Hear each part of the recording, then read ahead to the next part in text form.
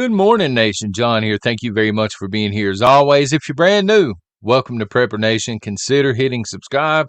Folks, this is going to be a shorter one. It's beautiful here at the Ponderosa today, and that means I've got to do some yard work here and also at the bug out location. So it is what it is. I wanted to talk about a well-regulated militia this morning. It needs to be talked about because y'all have seen what has happened in the news, and it continues to happen. And every single time there's an event, people immediately go for the guns. They go for the Second Amendment. That's the issue here in the United States, the Second Amendment. To hear these people tell it, that's not my opinion. Anyway, I digress. I want to start by explaining an old commie trick. All right, it's actually a debate tactic called post hoc. I think is what it is. Post hoc. Post hoc is an order of events equals a cause. And I'm going to try and make that make sense this morning, and then we're going to spin over to the Second Amendment. And I'm going to explain to you what I think is going on with the Second Amendment and how they're trying to make a move on it now. They're already underway. So another example of post hoc would be most auto accidents happen on the weekends. Therefore, the weekends are the problem. You understand now? Try and take that and relate it to weapons of peace. Most of these events have weapons of peace involved. Therefore, it must be the weapon of peace. That's what's responsible. All right, of course, this makes no sense because when you look at it with a critical mind, you know that a lot of things factor into wrecks on a weekend. All right, this can be reckless driving, people speeding. This can be people on their phones while they're trying to drive. This can be people who are intoxicated. This can be people that fall asleep at the wheel. There are a lot of variables that go into it. So with a critical mind, you know, the weekends probably aren't really to blame. But this is, in fact, a debate tactic. And this is how you sell an idea to a lot of people. You get them to question things. So you and I, hopefully you know this, you and I know that weapons of peace are not to blame here. You know, getting back to the Second Amendment and the stuff that we see in the news. All right. But with this debate tactic, what these people are doing and what they have done for a very long time is they will get somebody who knows that inherently it's not the object's fault. And this debate tactic gets you to suspend what you know and begin to even question it in some cases. And a lot of people that are kind of in the middle on the Second Amendment, you know, there are a lot of people there, by the way. Some people absolutely hate weapons of peace. They couldn't pick them out of a lineup usually if they wanted to, but they hate them.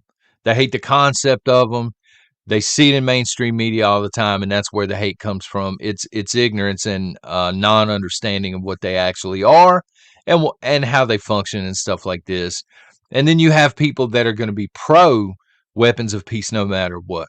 But there are a ton of people in the middle.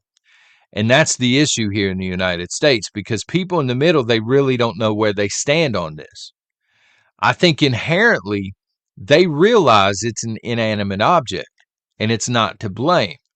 But because of this debate tactic, they've been led to suspend that belief or that understanding and begin to question it and be very passive as we were talking about. I'll give you a few examples, okay?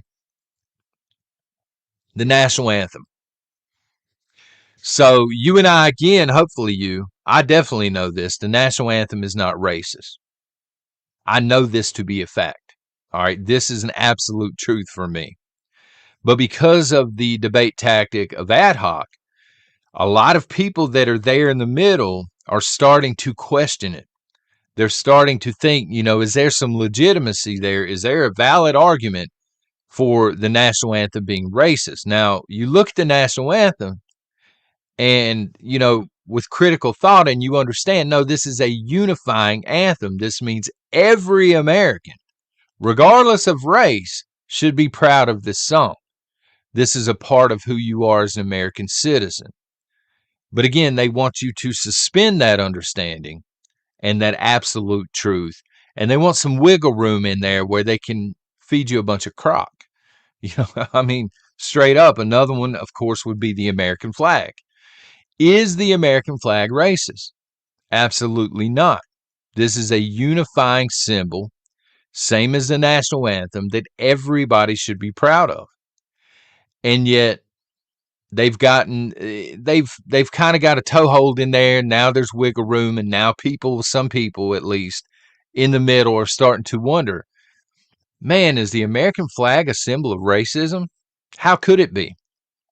It literally fought the Confederate States of America under the guise of ending slavery, right?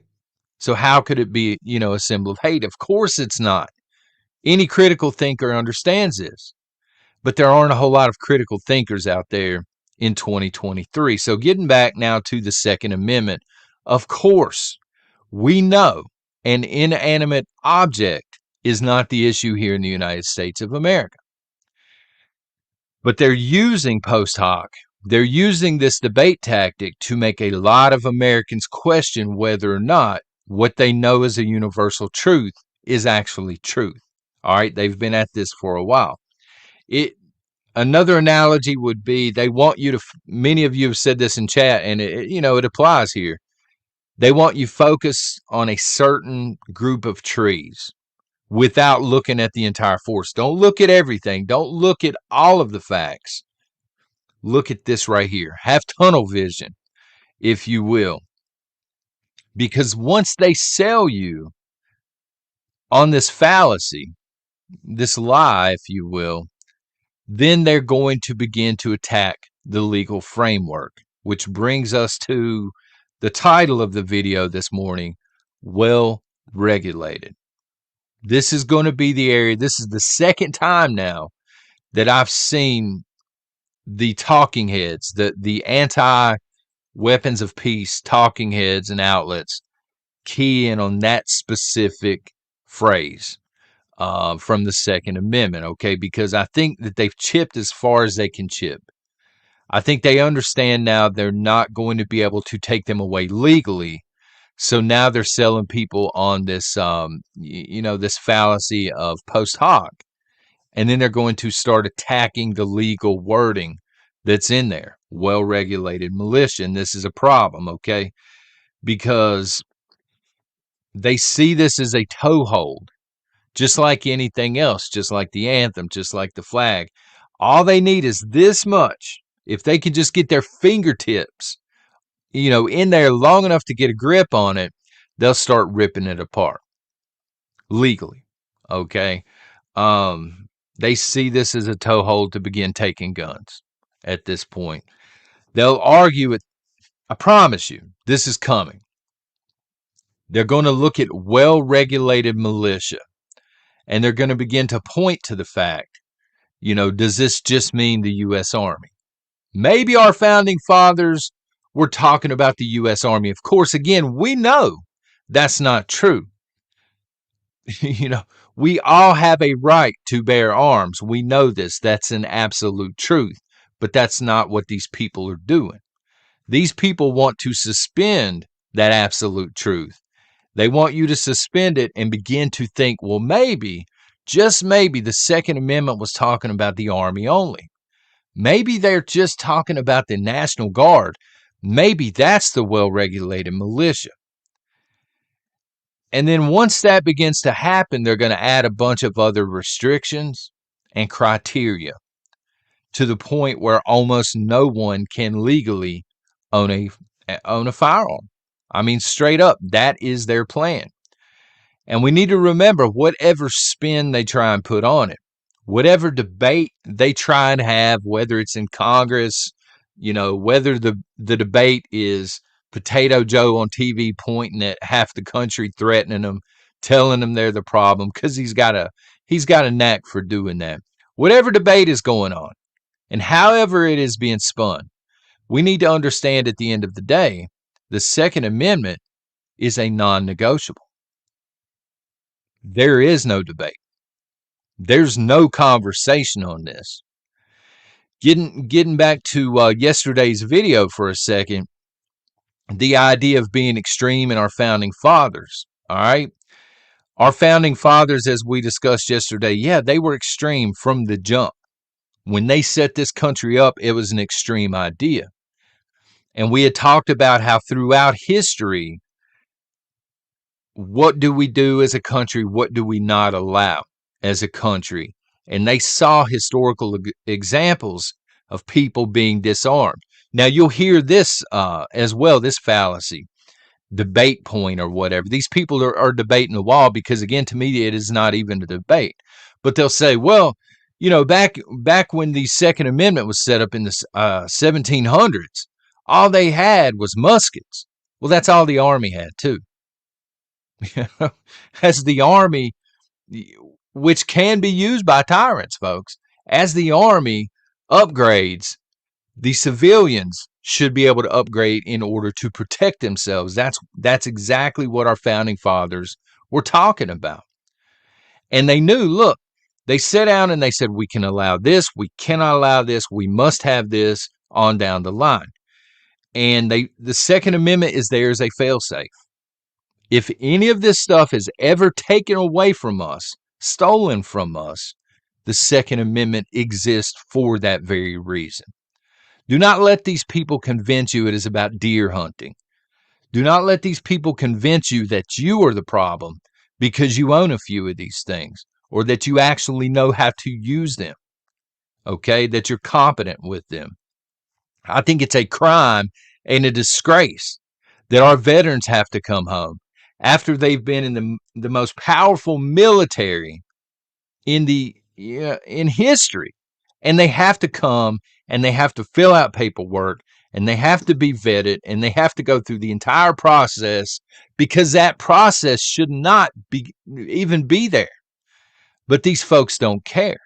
They're going to sit as many hoops as they can in front of you, as much legal paperwork and red tape as they possibly can, because that's the game.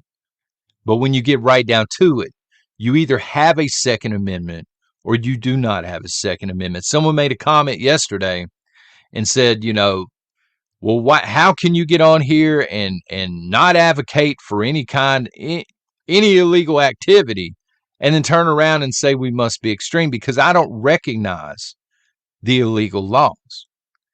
The problem that you're making if you're one of these individuals is you're recognizing the constitutionally illegal laws to begin with.